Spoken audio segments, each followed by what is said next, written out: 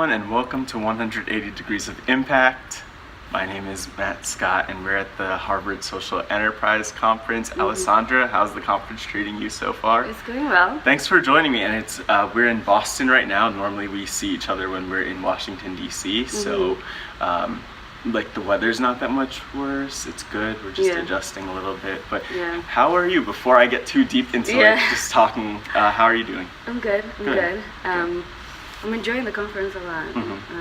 Not enjoying the weather at all, but it's okay. It's good. We're getting drenched. But like for people who don't know about you already, could you introduce yourself and tell them who you are? I am. Hi everyone. I'm Alessandra. I am a social entrepreneur, and I work at LearnServe International, and I also have my own social enterprise called Strategic Good, which we'll talk about today. Yeah, we'll talk a lot about that today. So you mentioned LearnServe and Strategic Good, and I know much more about LearnServe as a mentor and mentor coordinator, but not nearly as much about Strategic Good, at least from like what I've read and like what little I've heard from you about Strategic Good. So like, could you just walk me through your journey and how you ended up like at this point working with Strategic Good and LearnServe?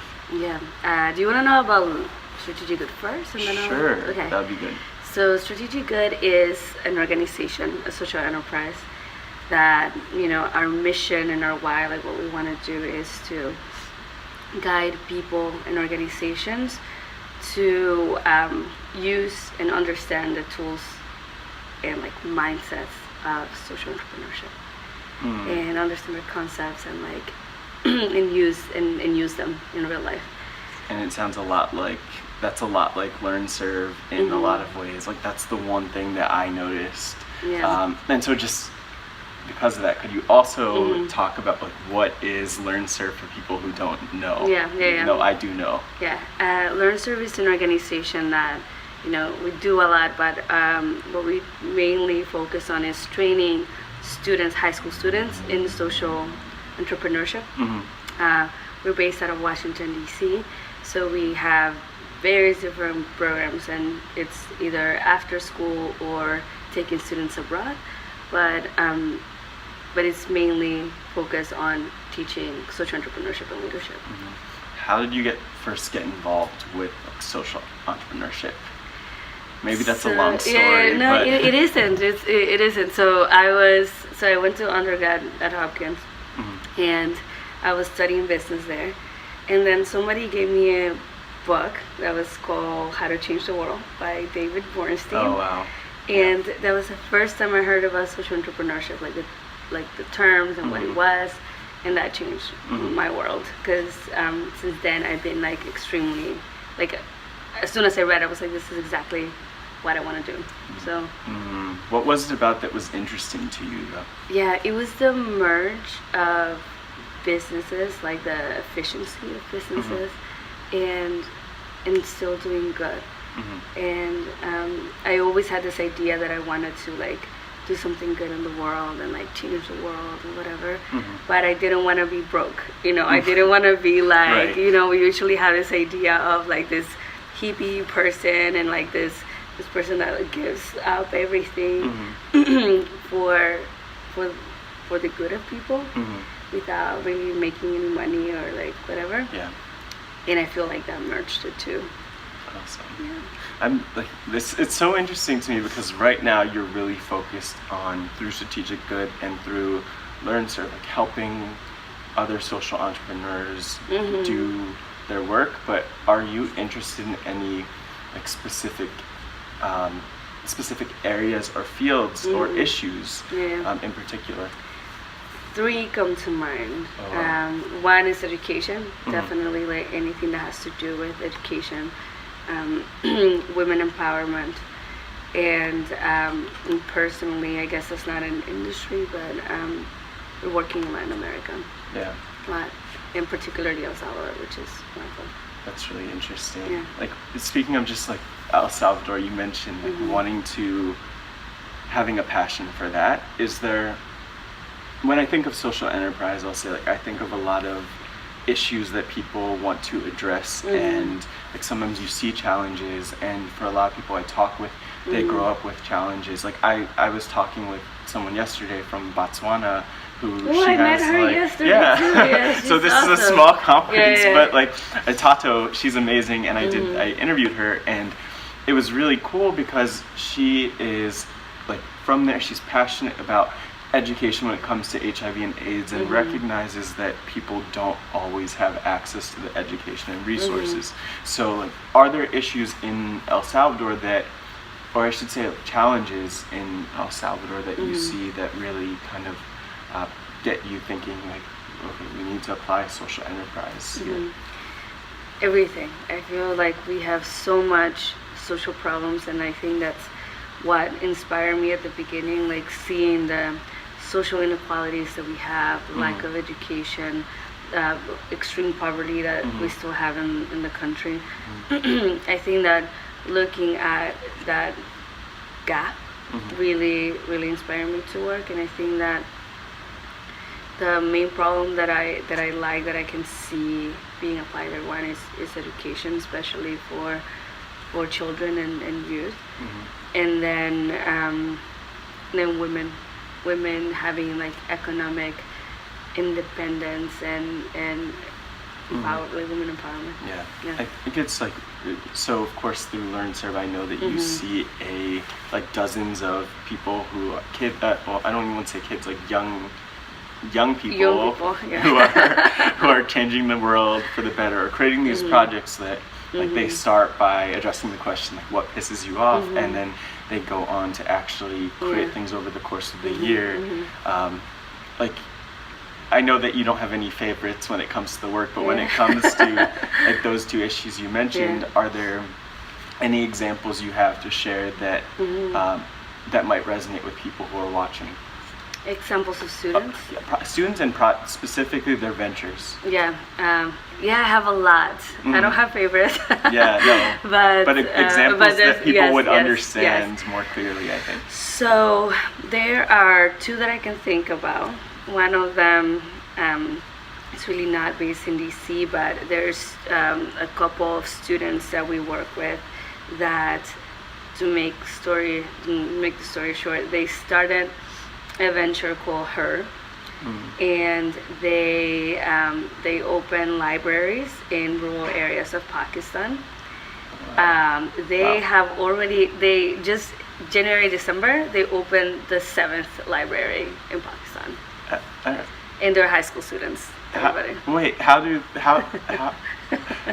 I didn't know about that. I feel bad. I should have known about that. I didn't know there were 7 libraries opened in Pakistan. Yeah. How did they do that, and where did they start with their project? So they started just with this idea of bringing school supplies to people that need it. One of them, her family is from Pakistan, so they had some connections there. Then in one of her travels, she saw the need of people just needing books. So they started doing a book drive at their school, and then they talked to the school in Pakistan. They said that they needed a space to put the books if they brought them. So that's kind of how it evolved. And now 7 libraries in Pakistan.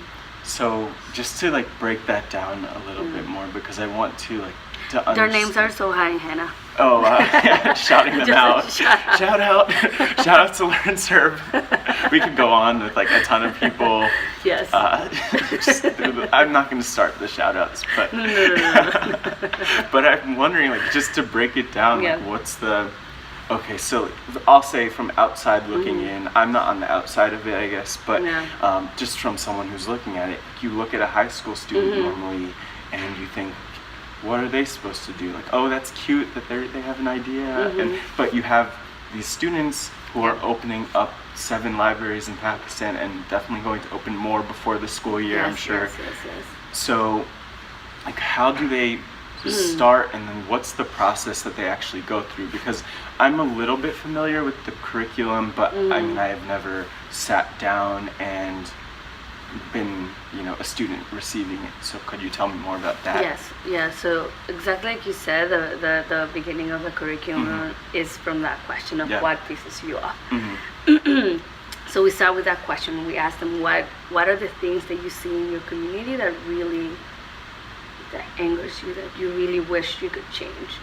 And then the process is, for the fellows program, which is the first year of the after school programs for LearnServe, is to asking them to think about what is it about that pisses them off, what is it that they want to do about it, and then going out there and talking to the community and like build up a really understanding of the problem itself, and then thinking about solutions.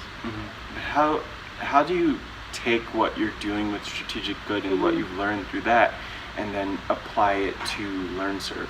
Yeah, so the biggest thing is the educational part, is thinking about how and what is the best way to teach students. And then the second thing, it's a lot of design thinking, human-centered design, which we're adding to the LearnServe curricula a lot. But it's this idea, and especially for the incubator program, which is the second year, we're doing a lot of human-centered design, lean startup, just thinking about building a prototype or minimum viable product of their or pilot of their venture itself. Yeah. So a lot of that, and that's one of the biggest things, because through Strategic Good and the consulting that I've done there, we push organizations to think about how can you test that your idea is valuable without spending too many resources, very lean. And that's what we're bringing to students too. And that reminds me of something that I want to give you. So I'm going to reach off of, you're like, what's happening? This is a card I was going to give you at the end, and you could take a look at that later. But I also want to give you one of these, which is Max. So Max, it's Max Friedman of Give Butter and GiveButter.com. Max is awesome, and he has this platform that basically helps raising funds a lot easier and more affordable, only taking 5% from the different funds that he's raising. And I thought of Max because I'm thinking, like you mentioned lean startup, you mentioned human-centered design and different methodologies and resources. Like Max is one of them. Actually, with the one thing that I remember with one thing I love about this like card with Max is that on the back there's a quote, and actually it talks about mentors, so that's perfect for LearnServe International. But what Max really speaks to in this quote is that the best thing you could do for a mentor is succeed. And so I just wanted to give him that shout out. We'll have probably a lot of shout outs on here, but Max has a great resource that LearnServe students are actually using. What are some of the other resources that you are introducing to them? Because I'm sure, at least from all I've seen, a lot of them come in not knowing the first place to start when it comes to getting money, budgeting, all of that stuff. So beyond the curricula, what are the I'm so proud of myself. What are like different resources you give to them, introduce them to? Yeah, the best one that I can think of. Well, we always bring speakers during the fellow sessions. Almost every week we're bringing new people so they could get inspired about what they're doing and learn about what they're doing. The second thing that I can think about is that in the incubator program, every other session, we do a site visit, which is us going to a social enterprise around DC or an organization working on a social mission usually, and have the students learn about what social entrepreneurs are doing there. So just tomorrow, Monday, we are going... Back in DC. Yes, we are going to go to Halcyon Incubator in Georgetown. Shout out to Halcyon. Yeah, so we are going. So many shout outs. So we're going there, we're taking the students, and what Halcyon does is, it's an incubator for entrepreneurs. And we're taking the students to learn about what it's really like to be a social entrepreneur, to learn from them, to pitch their ideas, and give feedback on their entrepreneurs pitches as well. So I know, and it's awesome because you'll probably meet Ryan Ross. Shout out! I think he's like one of the heads of Halcyon. Yeah. And then actually one of the other people I interviewed who is on this board behind me, because it's all these people I've interviewed. Danya Sherman is one of the. She is a GW senior, and she is one of the businesses in the incubator with her work. So yeah, shout out to Danya. shout out to Danya. This is the shout out edition. This is fun. Just keep shouting people out. Well, hopefully we get to meet each other soon. yeah, I feel like you'll hopefully meet Danya. Hopefully Yeah. she's actually there tomorrow. And like, one thing I want to get into though, like, what are some of the challenges that you've seen, whether with like students creating their projects with LearnServe, or maybe even more with strategic good and consulting social enterprises? What are the challenges you see those people running into when they're starting to create their social Venture. enterprise? Yeah, Yeah. their venture. You know, the biggest thing is always connecting your mission with your profits.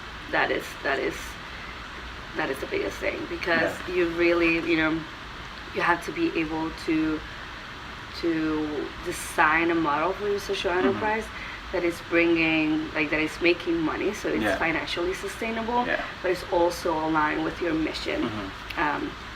So it's this idea of the triple bottom line, right? Of like people, profit, and planet, putting people first, and then thinking about how the operations and the daily work that you do are aligned with making money and doing good. So how do you get to that point? Because I mean, it might sound really straightforward, but a lot of people struggle with that. Yeah. So like tons of companies say that, like, my business model is that I will do, especially when it comes to social impact, that I will do this impactful thing. And no, you need to think about how you could actually continue to make money to fund your work, and then as a result make that impact you're trying to make. So like, what advice do you have for people to actually make sure that they're considering their finances and making their venture or their enterprise financially sustainable? It's to think about that from the beginning.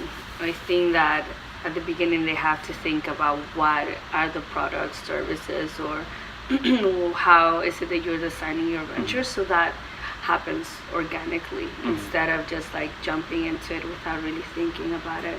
Because once you're into the work, it's really hard to like step back and think about how you can make money when you already have a lot of other things set up. Have you like, just thinking tangibly about people you've worked with, or even with LearnServe students you've worked with, like, failure is a reality sometimes, and they say like fail fast and fail forward. It's like you fail and then you go on to the next thing. Like, what are some of those, like, I don't want to, I was like, I was about to say, what are some of the but yeah, this is kind of the question and answer to whatever's comfortable without naming names. What are some of the like failures you had? No shout outs for that one. What are some of like the reasons you have seen people fail in their work, other than the financially sustainable? The reasons why people fail. Well, first, failing is good. Right. Yeah, failing is awesome. That means you started something. You started something. You tried something, and exactly like you were saying, failing is failing fast, failing forward, failing cheap too. I think one of the things that we do is like we teach people how to fail. And we teach them to fail in a way that is intentional. So they're putting something out there, and they test whether that's something that people like without spending many resources, and doing it in a way that if you have these failures, you're like learning from them all the time. But to answer your question though, so tell me about all of the failures. This is like the sad part of the conversation. The biggest failure is that people design products or services because they think the solution is great, and they fall in love with this idea that they have, but it's not addressing any needs, and it's not addressing anybody's problem.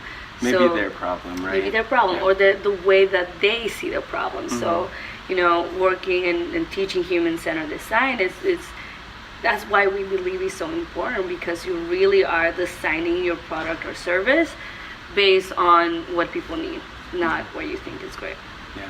Just thinking about Learn, Serve, and then also thinking about one thing that I always think about.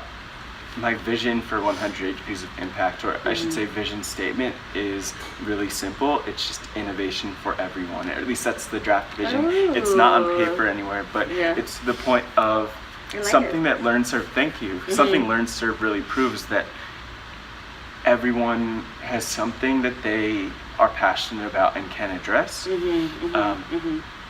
So I guess to that point, I'm wondering, for people who are watching, especially who don't know where to start when it comes to their work, like we mentioned, like the question at the very beginning, like you have to think about like what makes you angry and what makes you upset about the world, but like where do you go from there if you're just getting started? Because Learn, Serve walks students through a whole curriculum, but I think a lot of people, most of them, adults even, have these issues in mind and know what they're passionate about, but don't know how to take it from idea and anger to action. So how do you bridge that gap? Yeah, so the first step that we do after you figure out what it is that pisses you off, I love that question, by the way. It's just like so good.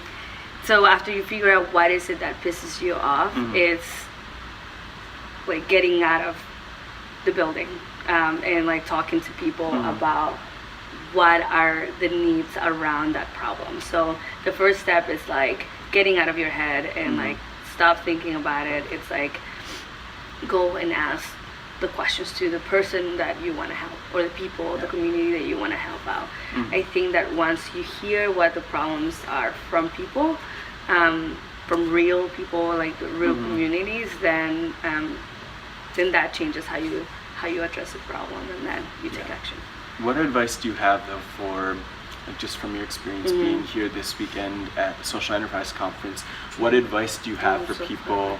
What advice do you have for people who are, like not paying attention?